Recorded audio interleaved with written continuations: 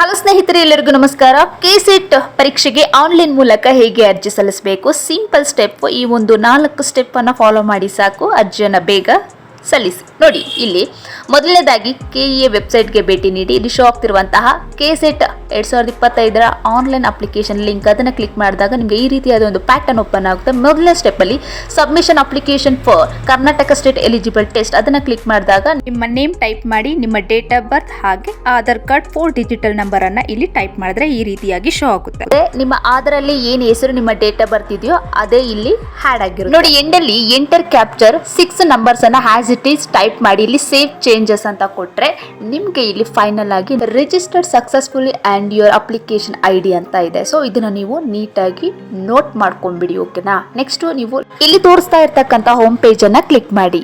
First step complete ಆಯ್ತು. Second step photo and signature upload. ನೋಡಿ, ಇದನ್ನ ಕ್ಲಿಕ್ ಮಾಡಿ.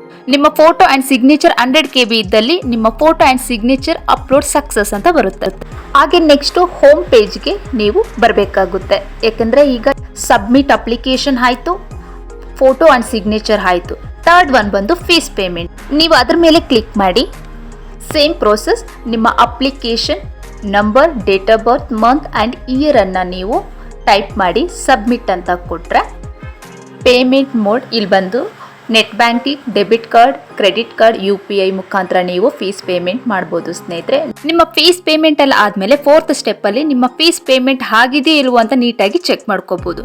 Next last one 5th step ಅಲ್ಲಿ ನಿಮ್ಮ ಅಪ್ಲಿಕೇಶನ್ ಪ್ರಿಂಟ್ ಎತ್ಕೊಳ್ಳಿಕ್ಕೆ ಸೇಮ್ ಪ್ಯಾಟರ್ನ್, ನಿಮ್ಮ application ID, date, month and year ಅನ್ನ select ಮಾಡಿ ಸಬ್ಮಿಟ್ ಮೇಲೆ ನೀವು ಕ್ಲಿಕ್ ಮಾಡಿದ್ರೆ ನೀವು ನಿಮ್ಮ ಒಂದು ಅಪ್ಲಿಕೇಶನ್ ಎಲ್ಲ ನೀವು ಏನೆಲ್ಲ ಸಬ್ಮಿಟ್ ಮಾಡಿದ್ರೋ ನೀಟಾಗಿ ಚೆಕ್ ಮಾಡ್ಕೊಂಡು ಪ್ರಿಂಟ್ ತಗೊಳ್ಳಿ.